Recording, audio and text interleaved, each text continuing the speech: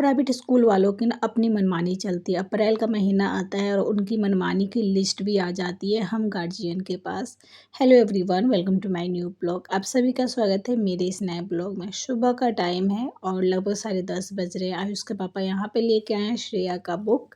तो श्रेया अभी 7th class में है, तो अभी उसका स्कूल से ही आता है। तो डीएवी पब्लिशर जो होता है ना, वो डीएवी का बुक डीएवी पब्लिशर ही करते हैं 8th क्लास तक। तो अभी तो श्रेया का वहीं से आता है, लेकिन आयुष 9th में है, तो आयुष का भी बुक आया ही नहीं है। तो यहाँ पे फ़ोन कर दिए थे कि नीचे लेके आओ लंच और हेलमेट। आयुष डांट खा गया क्योंकि आयुष बैग में नहीं डाला था लंच, इसी वजह से आयुष पापा ड्यूटी चले गए नीचे से पकड़ा के, और हम लोग ऊपर आ गए हैं और श्रेया अंदर ही रूम में है। तो चलिए यहाँ पे बुक देख लेते हैं। तो बुक वैसे तो क्या है ना, डीएवी का बुक ज़्यादा महंगा नहीं होता है। शुरू से ही पहले तो जब बच्चे मेरे 2 और 4th में थे तो 11 साढ़े 1100 के दोनों को बुक आ जाते थे। इस बार इनकी मनमानी ये है कि ये 3 महीने का फ़ीस एक बार जमा करने के लिए कह रहे हैं, और आयुष का 5000 फ़ीस है। तो उसके हिसाब से जोड़ लीजिए, प्लस एनुअल चार्ज। ये है श्रेया का बुक 1314 रुपया का, और उसके बाद में एनुअल फ़ीस जो है ना, इसका भी जमा हो गया है, आयुष का भी नहीं हुआ है। तो किसी ने हमसे कहा था कि एप्लीकेशन लिख दीजिए कि सर हम मतलब एक बार नहीं, एक एक महीना करके देंगे। तो फिर आयुष के पापा एप्लीकेशन लिख के गए थे।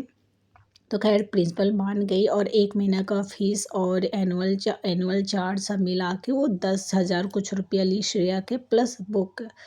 और उसके बाद में इनकी मनमानी यहाँ पे ख़त्म नहीं हुई है भाई। इस बार तो डीएवी वालों ने पागल हम लोग को कर दिया, हम गार्जियन को। और आयुष का 3 महीने का फ़ीस ही सिर्फ 15,000 हो जाएगा, प्लस एनुअल चार्ज मिला के 25,000 या 21,000 कुछ ऐसी है, मैंने ध्यान नहीं दी, 25 और 21 के बीच में है। तो आयुष का 1-2 दिन बाद जो है ना, वो जाके पैसे पे करेंगे। और यहाँ पे श्रेया अपना बुक खोल रही है। वैसे तो ये सब बुक वही है जो आयुष पढ़ा हुआ है। मतलब बुक यहाँ पे डीएवी वाले जल्दी जल्दी बुक चेंज नहीं करते हैं, लेकिन श्रेया नहीं यूज करती है आयुष वाला। लेकिन हाँ, इस बार बोली है, थोड़ी सी बड़ी हो गई, समझदार हो गई, तो बोली मम्मी मैं 8th क्लास का बुक भैया वाला ही यूज करूँगी। तो हमने 8th क्लास वाला बुक रख दिया संभाल के। यहाँ पर बुक अपना ये रख दी है। अभी कवर उबर लगाना है, उससे पहले सिलना है।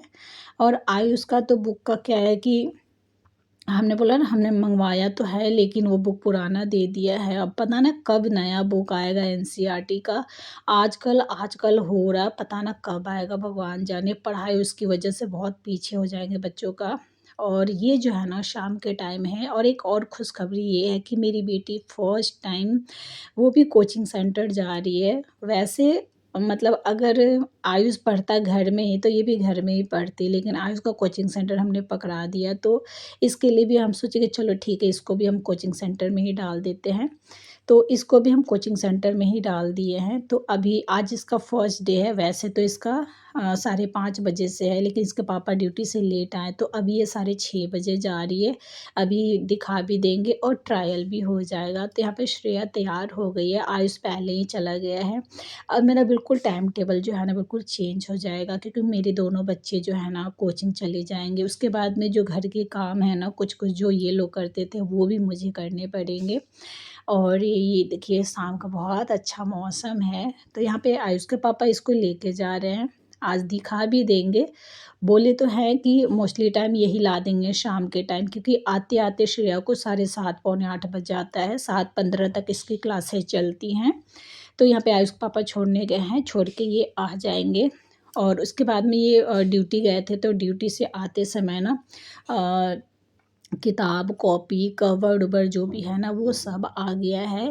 और एक सबसे बड़ा प्रॉब्लम डीएवी का ये हो गया इस बार कि बच्चों का यूनिफॉर्म चेंज कर दिया है। अब क्या बताऊँ मैं, अभी 1-2 महीना पहले मैंने जूते लिए हैं, ब्राउन कलर वाइट कलर दोनों, प्लस ठंडी में अभी स्वेटर ली थी। अभी तो एक ब्लेज़र एकदम नया ही है मेरे पास।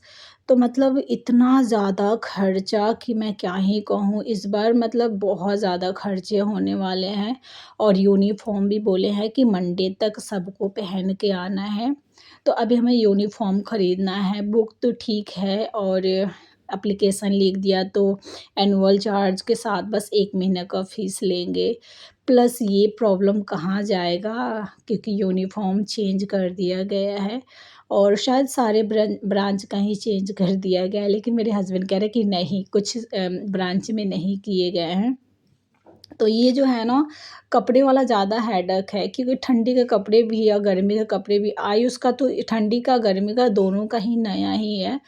और अभी सारे कपड़े मुझे खरीदने पड़ेंगे, प्लस जूता भी खरीदने पड़ेंगे, क्योंकि पहले ब्राउन जूता था, अब ब्लैक जूता हो जाएगा, सॉक्स हो जाएंगे।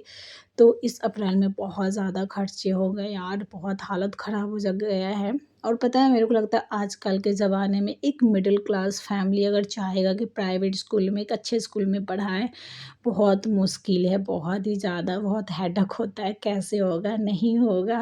और पता है, हमेशा से इस साल हमारा ना ज़्यादा पैसा खर्च हो गया, क्योंकि देखिए स्कूल ड्रेस तो ख़ैर वो हो ही रहा है, प्लस बच्चे बड़े हो गए हैं तो फ़ीस भी बढ़ा हुआ है, तो एनुअल चार्ज भी बढ़ गया। उसके साथ-साथ ये हो गया कि आयुष पहले घर पे ट्यूशन पढ़ता था और अब बाहर गया और श्रेया भी गई, तो दोनों का दुगना-तिगना फ़ीस लग रहा है, क्योंकि पता है पहले मैं सिर्फ़ 1500 रुपये में पढ़ाती थी, मेरा चाचा का लड़का पढ़ाने आता था, तो उसे 1500 रुपया लेता था।